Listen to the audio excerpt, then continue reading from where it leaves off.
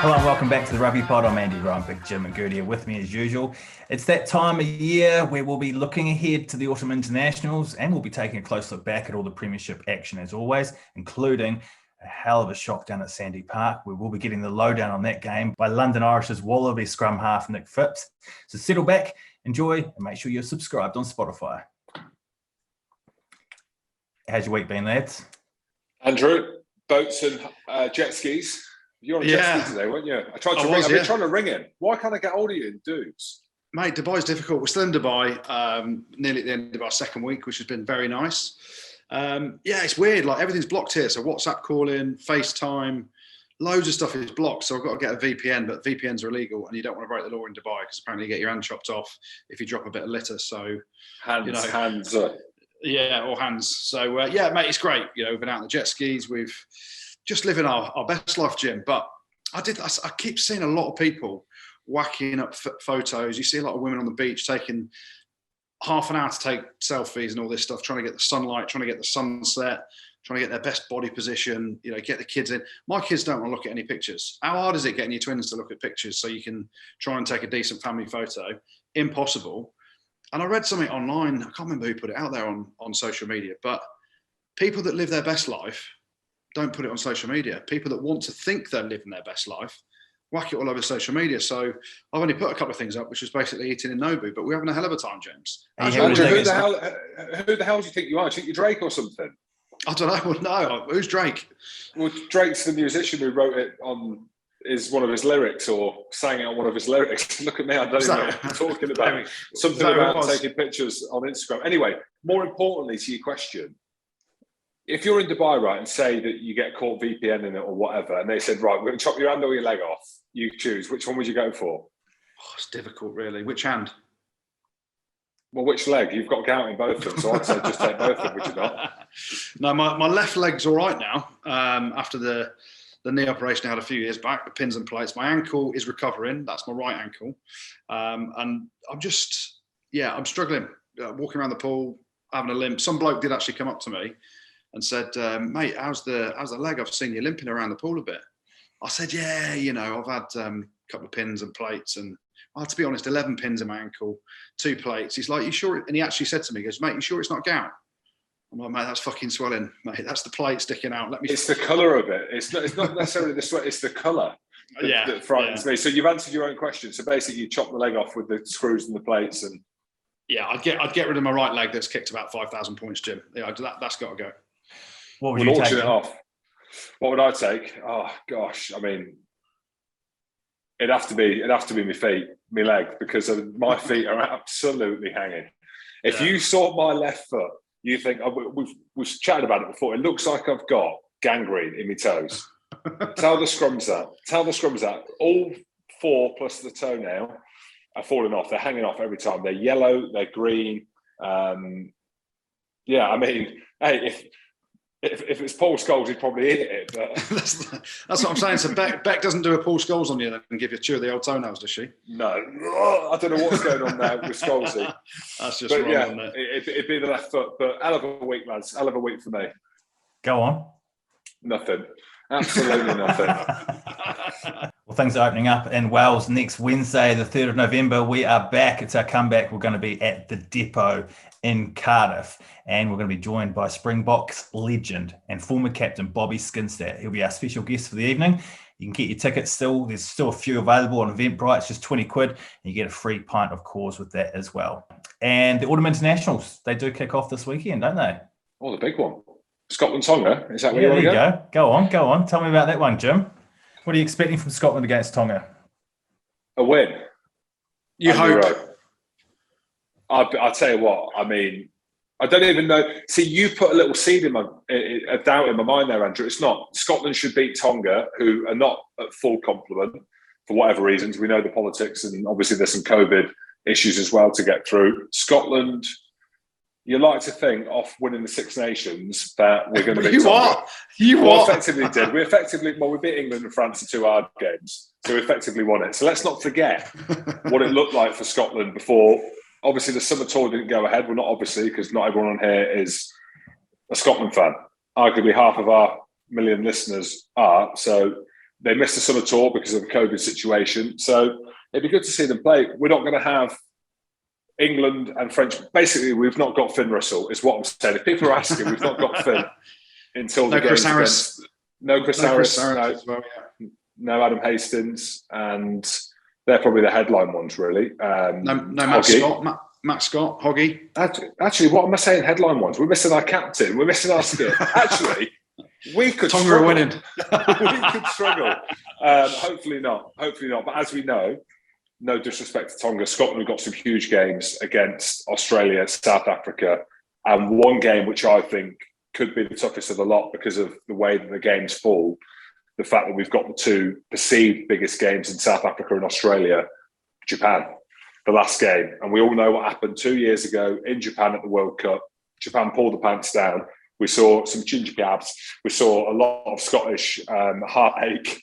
And Japan, I didn't see the game against Australia. I don't know how you consume this Southern Hemisphere rugby anymore. It's like, is it on a different channel? Is it on Babe Station? Like, anyway, it's irrelevant. I didn't see it. Is Babe Station still going?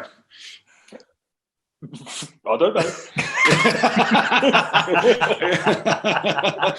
That says a guilty man right there. That is a guilty man right there. Not James. That I know of. All I know is, I say it here straight. You don't get Southern Hemisphere rugby on Babe Station. That's all I know. I went searching for it. You couldn't find it. But my point being is the Japan-Australia game was obviously close, and that's going to be the big one in the leader. But as we know, the biggest game of the weekend. And if you're going based on Welsh rugby at the minute, and you're going based on 100, it could be a long day at the office, but I'll let you chat about that. Well, this is the thing. I mean, to all our listeners, the reason we're saying that the likes of Stuart Horgan, Chris Harris and Hastings, these guys are missing. This game sits outside of the international window, doesn't it? So Scotland are playing Tonga as a kind of a warm-up game to their big three. I don't want to disrespect Tonga, but you know, within World Rugby, it's Regulation 9, isn't it, James? It's Reg 9. I was part of that. Not that it's about me, but just bring me back. I was involved in that reg. Basically, it's your fault then, Jim. But so if you're not playing within the country that you're playing for, so obviously all the Welsh players can play that are playing in Wales. You know, Alex Cuthbert, he's been called back up to the squad today.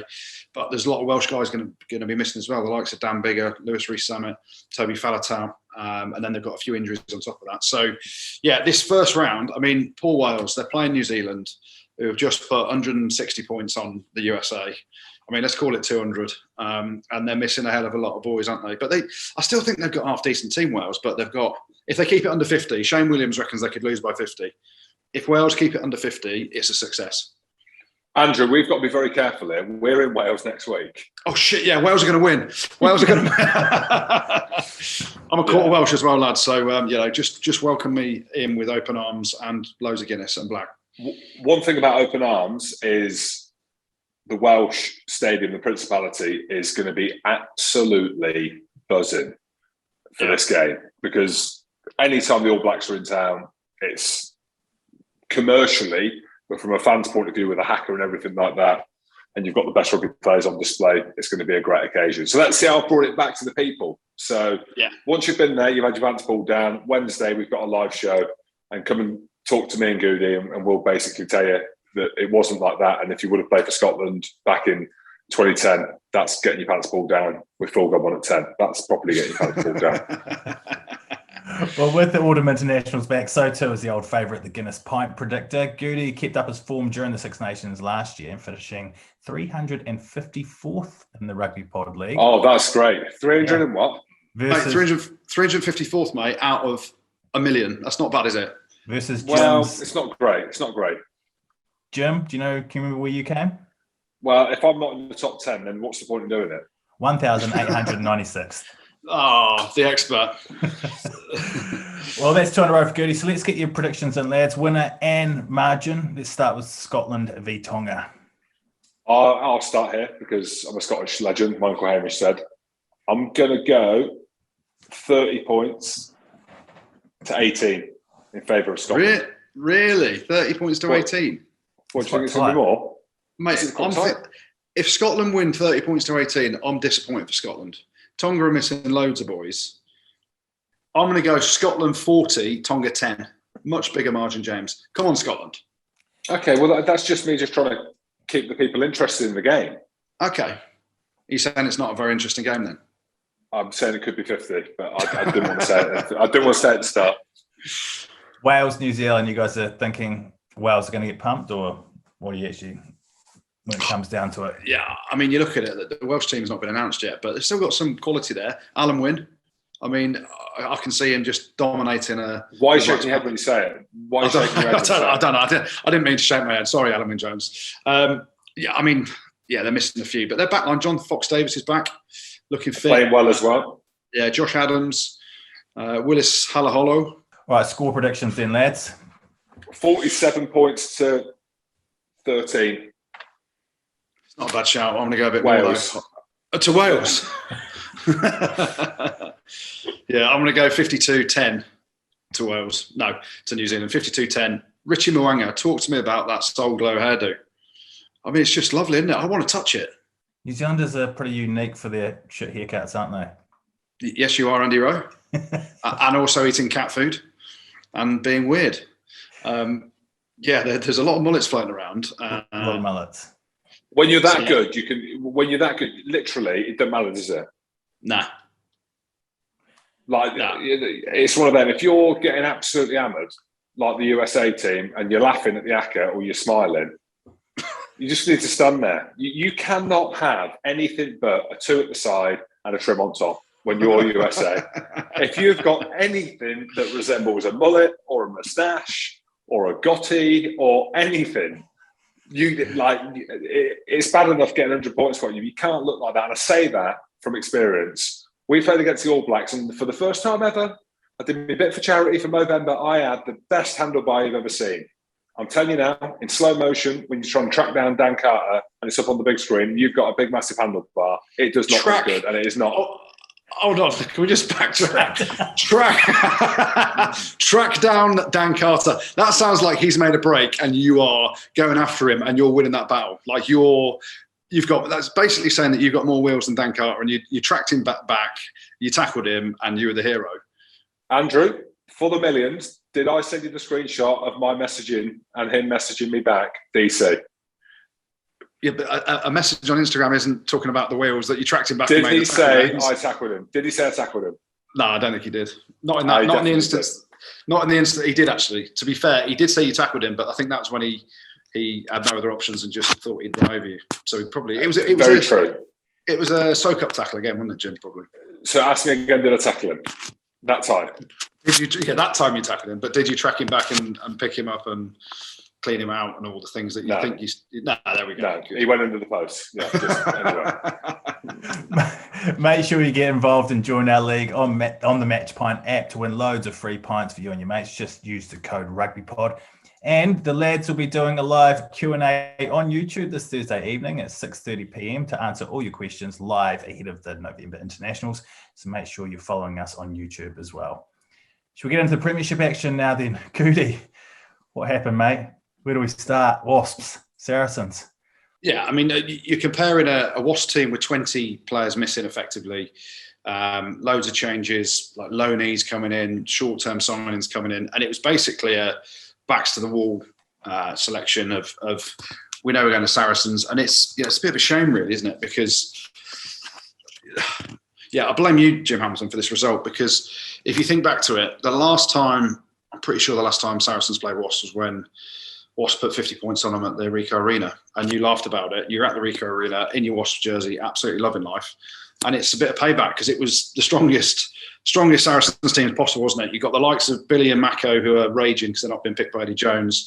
Jamie George was on fire as well, and it was Maro Itoje back from the injury that some said he was going to be ruled out of the Autumn Internationals. 5 minutes later, he's the best player on the pitch again. It was Saracens' full noise first team against. No, it wasn't. It wasn't. They had Swinnow on the bench, so it wasn't. True. Yeah, true. And actually, on Swinnow, do you hear what Mark McCall said about him last week? No, I didn't say it. No, I think it was. He said something like, "He's the greatest ever signing that we've made from this club in 2 years." In 2 years. But yeah, I mean, it was. You got to feel do you feel sorry for the Wasps lads? Yeah, I do, because ultimately, you're coming up against the bookies' favourites to win the league, who are, and to quote Jim Hamilton, I think Saracens will struggle early in the season. Did you not say that, Jim? I said they struggle with make top 4 because they're a team in transition, but I will reiterate that they are a team in transition. But hang on. Well, they are, aren't they? Because you look at the makeup of the team with Mako Vunipola, Jamie George, Vincent Cock, holy shit, Maro, Billy, Benno. Benno. Actually, you're seeing quality young lads coming through and they're delivering. And we can talk about Max Malians, we can talk about Benno. I think Nick Tompkins has been brilliant as well. Yeah. So maybe they're not. Maybe my question or my statement has been answered. But I think, and again, this is with a bias hat on, and some people will hate me for saying it and think, oh yeah, here he goes, Jim, Saracens, they're your team, they love Jim. Do you know what I mean? We won this, we won that. One of the greatest Saracens who've ever done it from Scotland. Like, I know what you're all thinking. The kind of rugby that they're playing, and against Wasps, actually, there was a load of skill errors. They were dropping the ball wasn't sticking. But in terms of all the teams, we know what Quins can do. We know that what Bristol used to do. You understand what Leicester are doing. But in terms of style of rugby, I think Saracens are one of the most enjoyable teams to watch. And that's because they're star-studded and they're now within the salary caps. There's no questions being asked, really, Andrew. Jim, you alluded to another team that got spanked over the weekend that maybe didn't put in enough effort. Were you talking about Worcester? Conceding 66 points. You're correct. Yes. And I could sit here with a wry smile because I'm not having to eat my Timberland boot. I think we can say that categorically now. Let's just say if they make top 6, I'll eat 6 Timberland boots. I'm that confident now. But I don't know. It's hard, Worcester, because you've got to state the obvious, right? In terms of historically what that they've done. They've got the checkbook out. They've got the checkbook out again this year in terms of the players that they've signed. Willie Hines, Owen Williams, Duan van der Merwe, Rory Sutherland, 2 British and Irish Lions. There's got to be a question around recruitment when you look at the team and the kind of depth that they've got. Lads, where are all the South Africans? I've always said, where's Ashy? Where is Ashy? It could have been worse. If it was Ashy, it could have been 80 to 100 points. My point being, look, they've got a lot of injuries. So in terms of their big Players, Ted Hill's one of their best players, Willie Hines, injured, Owen Williams, injured, Ollie Lawrence, injured, Ashy, we don't know where he is. Well, let's just pick up on Ashy then, Jim, because I said it a few weeks ago, didn't I, that there were rumours around Worcester not overly being happy with him and him potentially not being overly happy at Worcester. And then someone in the press picks up on it, asks Jonathan Thomas about it. He's like, no, he's all good. We had a hug. I've heard he's been, and I don't know whether it's true or not, just a rumour. And we love a rumour on the Rugby Pod. I've heard he's been suspended for a scrap in the changing room. That's all I'm saying, Jim. That is all I'm saying. Whether it's true or not, I don't know, but that's just what a naked scrap. You love putting rumours out there. Someone actually came at me and they were like, why are you being horrible to Ashley?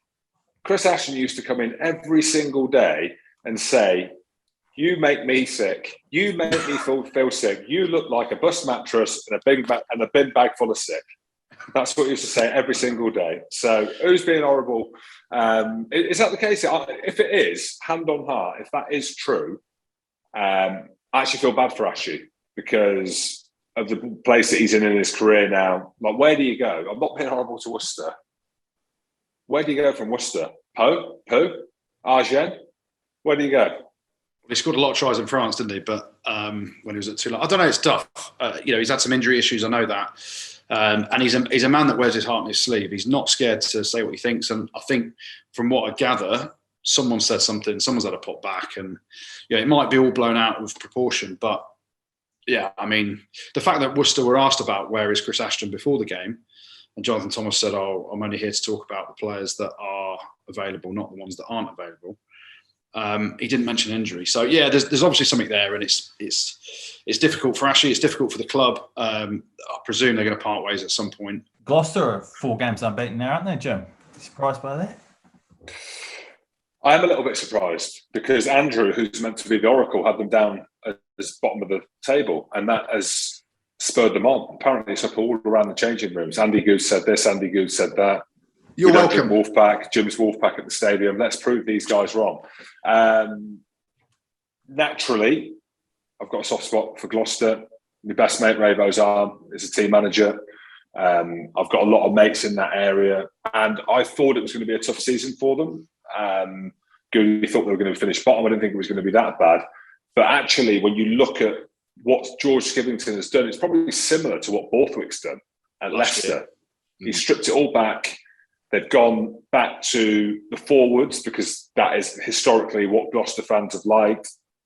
You've got Lewis Ludlow as well as captain. Their line-out is functioning extremely well. They're ballsy in some of the calls that they're making. They're going off the back of the line-out.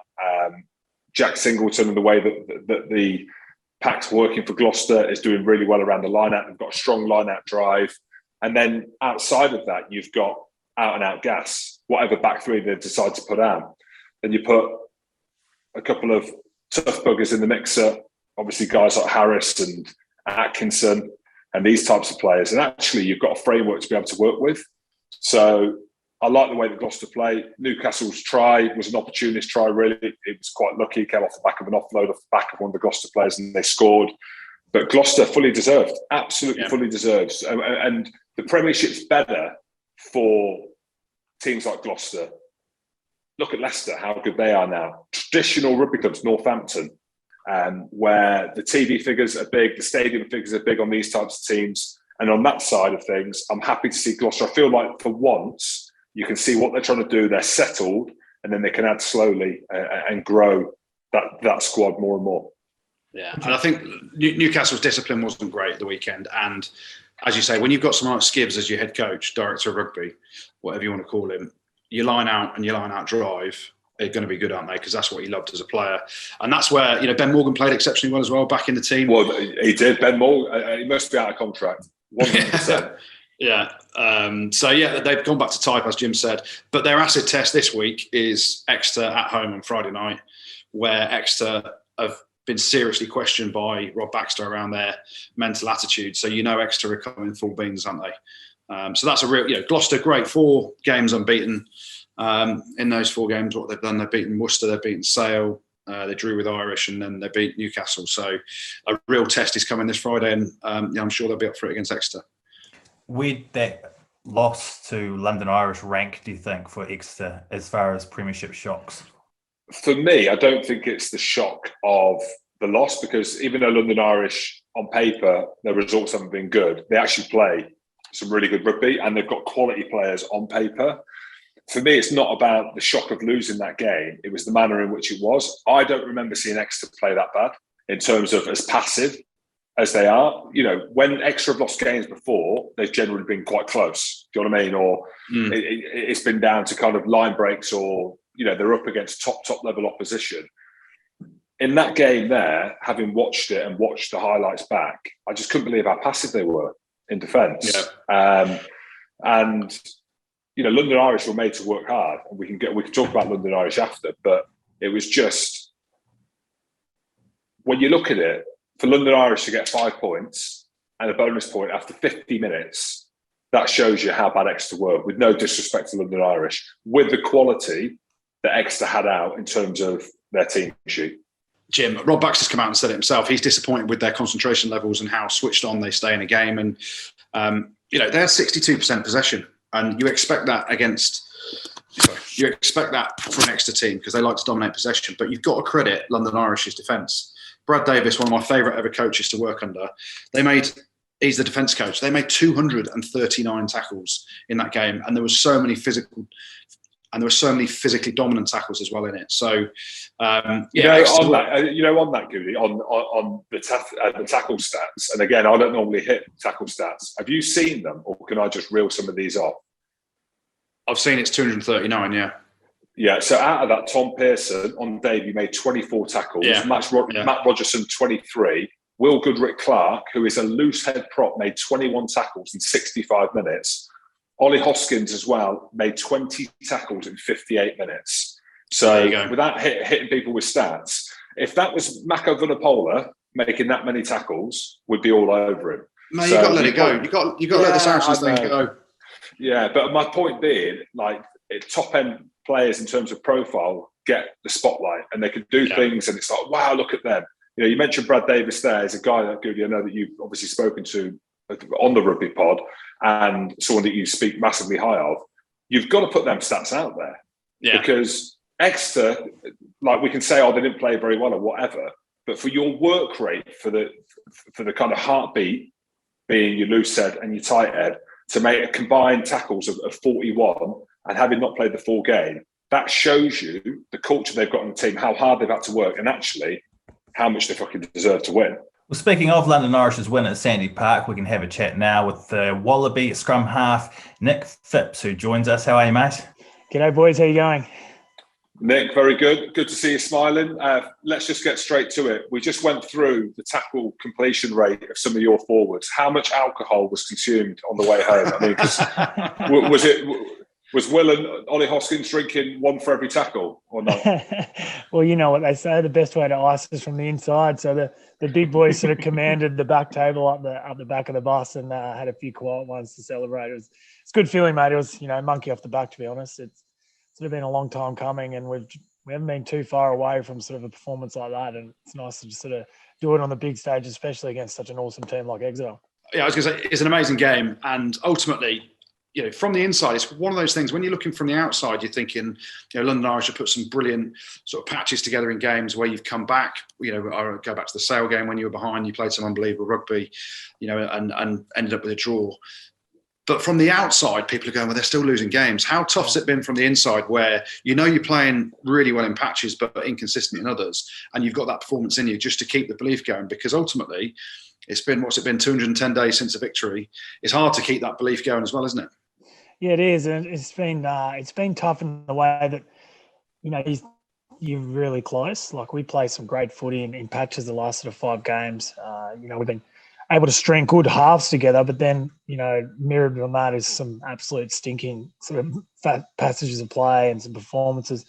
So it's almost like you're more frustrated how close you are rather than if you're absolutely nowhere near the ball, to be honest. And it was nice. I was talking with Paddy on the drive home this other, and he was just saying, we're probably 2 or 3 kicks off sort of being 4 wins and sitting really well. But, it gives us a lot of belief that we're really close. And now, to be honest, our biggest test is going up against Bristol this week.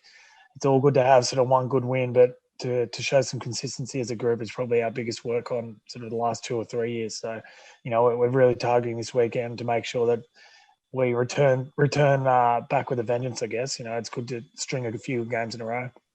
Yeah, absolutely. Again, it's a bit of a throwaway question, but interested to know, when we talk about the top 4, we talk about the top 6, and London Irish don't often feature in our conversations around top 4 and top 6. I think everyone now needs to take notice after that one at the weekend, how you've won and the style of rugby that you play in. What is the ambition of London Irish? Did the coaches speak about it? Did the senior players speak about what success looks like at the club now? Can you leave us alone? Let us just fly under the radar a little bit longer. Jim, you're horrible. Yeah, I don't need too many of our boys getting too ahead of themselves just yet. Yeah, we've spoken about it. We definitely want to be in the top half of the table. Semi-finals, that's, people only play footy for finals, isn't it? That's what you play the game for. And giving sort of blokes in our squad that sort of goal, for some of them, it might be like that is so far away from where we are. And, for them to be able to start judging themselves on a semi-final team or a semi-final player in their position is really important for us. So, we are targeting to try and finish in that top half of the table, to finish top 6, sneak into some semis or something like that. That'd be fantastic for the club. But it's more of the process about how to get there. Anyone can just be like, let's make semis. It's, you got 13 teams there all targeting those finals at the end of the year. And for us, it's more about the process of how you become a semi-final team, how you become a semi-final player. And that's really important for us sort of moving forward. One thing I wanted to talk about was the stadium. And I don't know whether you know or not, myself and Goodey were meant to play for London Irish. Thankfully for London Irish, we didn't. I retired at Saracens. I had 2 years. When Nick Kennedy was there, they sold me the Storm. They sold me the dream. They sold me the stadium. And as you know, it's not too late, mate. It's not too late. No. Oh, thank you. You've seen me play then. It definitely is. But just talk to us, because you've got the training ground and obviously the stadium now. How much of a difference does it make having a stadium that's in London? Well, yeah, that's probably the main bit from London. In London, if you've been out to Majeski, it's a long old trek out there, and to call yourself London Irish, it's a bit of a stretch. Honestly, it's fantastic. I don't know if you guys have been to a heap of games there, but the stadium where it's situated, right next to a train station, there's about 40 pubs within a rock's throw. Everyone there is buzzing, having a really good time. Sometimes you're out there playing and you just feel like sort of you're a bit of a side piece of entertainment, and you see everyone sort of having so much fun in there, which it's fantastic for us. It's so important for the club to reconnect with London again and get all those fans, that haven't really been able to commit to a trip out to Majeski before, to come in and enjoy themselves. And we're really, really lucky. Like, obviously we've got a lot of Irish supporters, but the getting into London again and giving that alternative to a team in the middle of London has been really special. And hopefully we can put a few more good performances in front of our home crowd, which we haven't done the last 4 or 5 games. But once they start to see a few wins and start to get really behind us, I'm looking forward to sort of getting some good numbers in there. Yeah, mate. A few of my mates went to a game a few weeks back, and they said they don't remember any of the rugby, but they had an unbelievable time on the piss. So that's probably a win-win, to be honest. Yeah. No, it was good. It was good. It was actually the Sale game, to be honest. So it was outstanding. Good. Going back to the Irish thing, Paddy Jackson, he's a guy that has come over, and there was some questions around when he came over, but he's played exceptionally well for the club. How important is it for having likes of him, Sean O'Brien as well, the actual Irish contingent in there, not only playing, but playing exceptionally well and being the fulcrum of the team? Yeah, they've been unbelievable. Paddy, you've obviously seen play a lot the last few years and, be one of our best players week in, week out. He's been phenomenal. But more importantly, like what you guys wouldn't see is behind the scenes, he's very engaged in the group. He's very engaged in the style of play. That's his thing, I guess. Like, he's always talking about how we want to play. He's, working really well with Les Kiss with the moves and the style and the structure and how we want to build, our progression plan. And he's really, really, really big on that stuff, which is really, it's so important for us. You can see some of the plays that we have week in, week out as a direct reflection on him. And then you got like Sean O'Brien. And unfortunately, we haven't got to see him play as much as we would have liked to just yet. And him too, he's a crazy, crazy bugger. He's stinging to get back out there, but he's been so important for us behind the group. He's unrelenting, to be honest. He's so firm on his beliefs and how people need to carry themselves around the club, the professionalism, and we need that. We need that sort of hard edge to us a little bit. And we are the London Irish, but it's good to have a lot of those Irish blokes in there. I think we sort of lost our identity a little bit the last few years, and they've come in and put a lot of that Irish emphasis on the club and the culture of our club, which that's who we are essentially. We're a bunch of sort of exiles from Ireland all the way over here, sort of forming a unique bond, and that's been really special for us. It's really nice to hear you talk about the London Irish kind of culture behind, talking about the young lads and obviously the history and the island connection naturally. But I want to talk about Australia, if that's okay. One of my good mates, Petra Super C, if you follow him on Instagram, the Australia forwards coach, they're in Brighton. He's videoing the beach. It looks great on Instagram. I said, mate, I'll come down and catch up. He said, no, we're not allowed out of the hotel. Are you catching up at all with any of them? Are you allowed? Yeah, I think we're allowed. I think he's just turning his back on you there, Jim. There you go. Thank you. Yeah. When they're up here in the Lensbury, hopefully catch up with a few of them. They're a bit vague about what can and can't happen. So it could even just be like bring the deck chair and sit on one side of the fence and have a yarn. But they're in town. It's going to be good. I think they're really excited to be coming into the UK. Australia's always sort of rightly or wrongly been such a Southern Hemisphere type style of play and have struggled a bit when they've come over here. But I think new group, young, excited for the challenge to sort of test themselves on the world stage over here against some of the best Northern Hemisphere teams is going to be really exciting for them. When you look at Australian rugby, having played so many times, like you have, and looking at the growth of England and New Zealand, South Africa, and arguably Australia being left behind, what's changed in Australia? Because there seems to be like you're now back as one of the best teams in the world, whereas before it seemed like it was on the demise slightly. Yeah, it was. There's no surprise. Last year they struggled with some results. Year before, obviously, tough year with the World Cup. And then sort of from there for a year and a bit, it sort of just struggled. To be honest, I've only ever heard great things about the setup that Dave Rennie's got there, him and his coaching staff. Obviously, I'm quite lucky to still be mates with a lot of the boys. They love him. They love his style, the way he wants them to play, the way he encourages them. The culture he sort of breeds there. He's a big family man. He's all about sort of forming those bonds with his teammates. And you hear those things, and there's no surprise that so many players are wanting to get back. There's no surprise that Samu Karevi is coming out of a very good contract in Japan to be playing for the Wallabies again, doing what he can to play for the Wallabies again. Sean McMahon, all these sort of blokes. And then you link him with the European names over here who are going to be joining on the spring tour. Will Skelton, he's been their number one target for the last 5 years. I bet he has. Oh, God. Power cut. Just as we get into it. Happy Halloween. There we go. Yes. Experience. And that's what you want, I think. I think you want that environment to be something that people are desperately want to be involved in. I'd love to see blokes like Luke Morahan get a look in. He's been, a form back in the Premiership rugby for so long. It'd be the relaxing of those Giddos laws is just so important in the way that they can pick the players that they want to pick. It's not just like we'll give him a trial. But if you're a proven performer, I think, people like Moz and Will Skelton and those sort of blokes should be given a great opportunity to get in there, see if they fit in, see if they enjoy the place, and see if they want to kick on with Australian rugby. Yeah, definitely. And I think with the trajectory of the one, with the wins that they've had back to back, everyone's excited to see him over here. I can't wait for the England game at Twickenham. Yeah. As a scrum half that's playing over here now in the Premiership, you're seeing the change in Eddie Jones's England squad. Who would you pick at 9? Obviously, there's Ben Youngs, there's Rafi Quirk and Harry Randall. You played against them all. Who are you thinking should start at 9 for England? Oh, gee, those young boys are good. Rafi and Randall, they're very good players. Every time I've played them, they've been absolute live wires. Whether they're ready for a starting spot in England yet, who really knows? You don't really know until you get that chance against some Southern Hemisphere teams.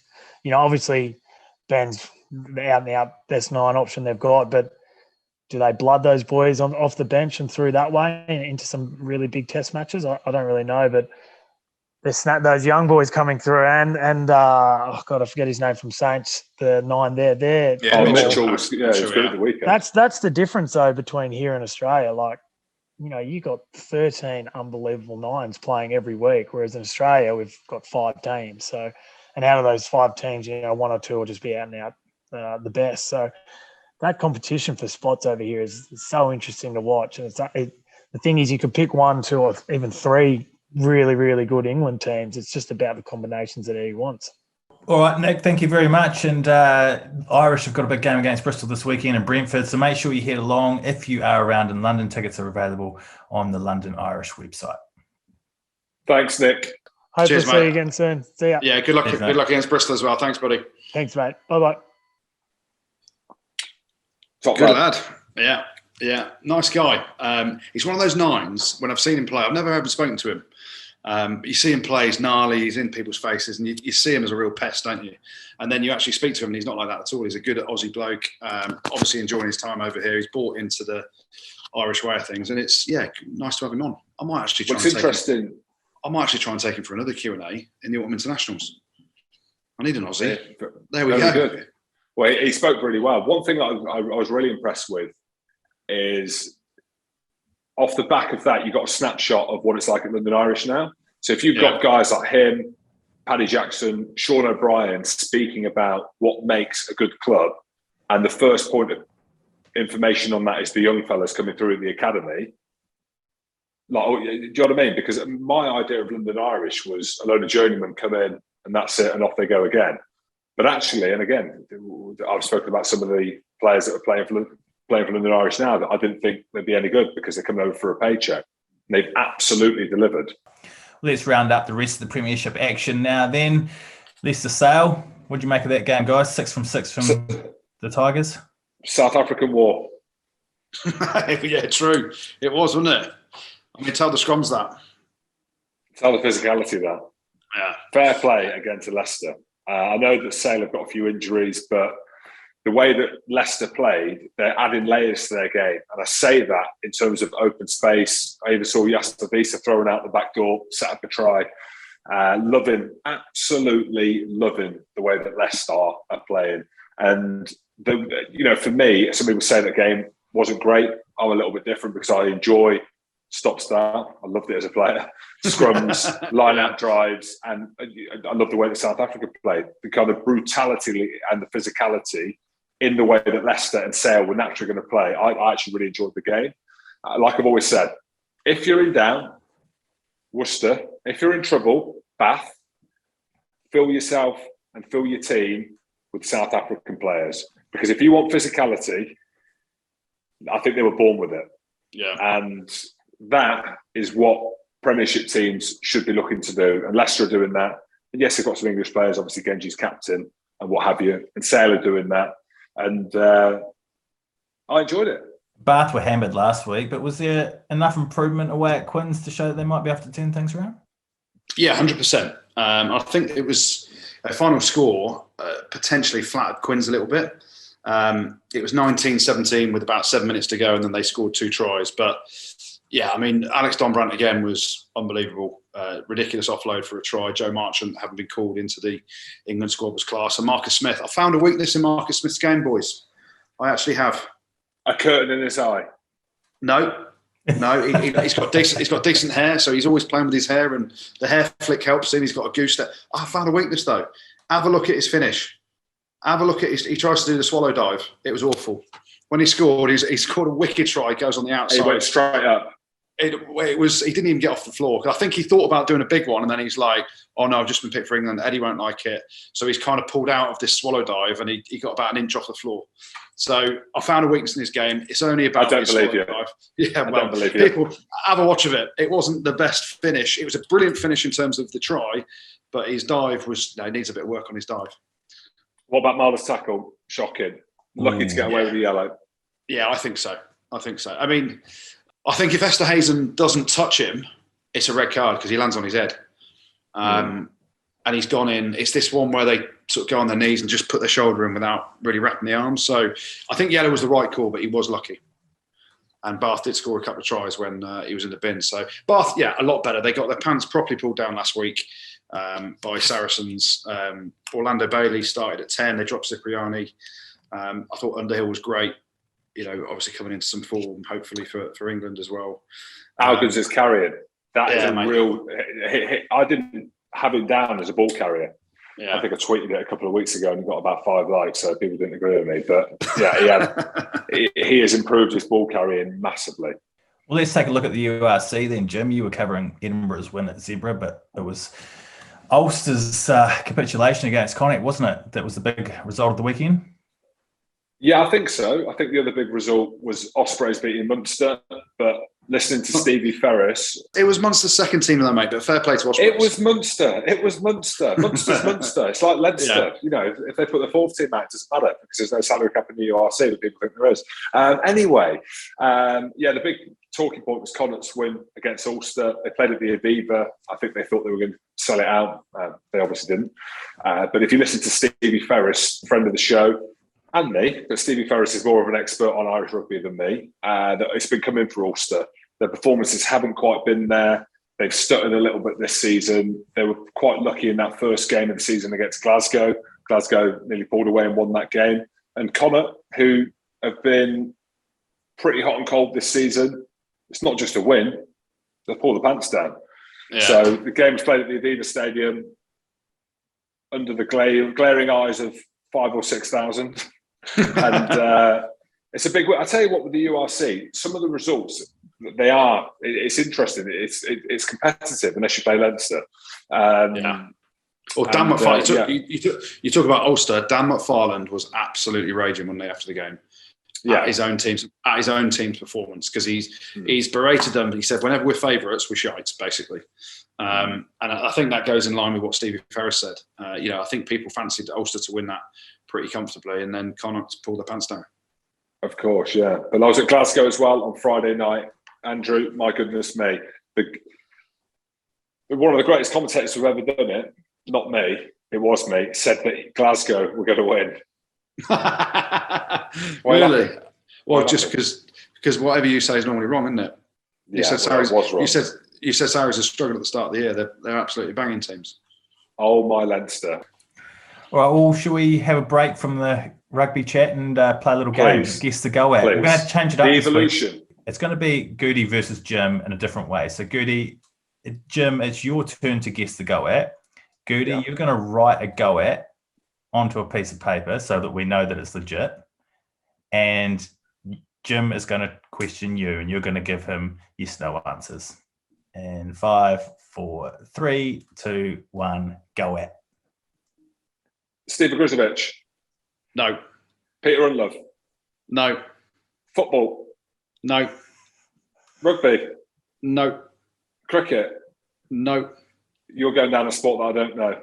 I don't know it, you don't know it. Athletics. No. Darts. No. Oh my goodness me. Tennis. No. F1. No. Oh, don't say golf. It's 30 seconds. Yes. Oh my word. Tiger Woods. No. Colin Montgomery. No. 20 seconds. My goodness me. Who's that guy that's slightly overweight who's an absolute legend? Darren Clark. No. Des O'Connor. No, 10 seconds. Des O'Connor. Michael Barrymore. No, what's this? Another one. 2, 1. John Fish. Oh, no. No, I thought you might get it at the end. He is the greatest golfer ever. So the go at. Let me pause. If you're saying the greatest golfer ever, is it the guy that starts with Nick? Faldo. It's not Nick Faldo.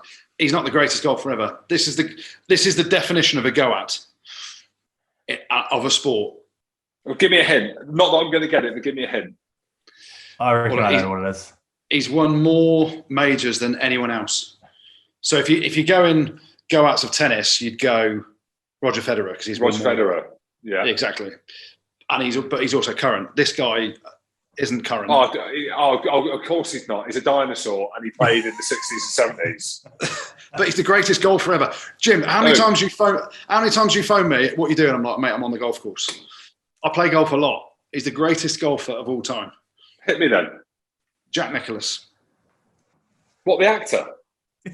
That's Jack Nicklaus' son. Jack Nicklaus. It's my favourite sport, Jim, outside of rugby. I cannot wait until it's my go.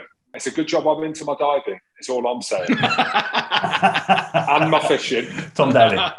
Thanks, Goodey. You guys have got some shout-outs to finish off with, don't you? Yeah, a massive shout out to Cornish Pirates who have had a campaign running to get the government to support a new stadium in Cornwall.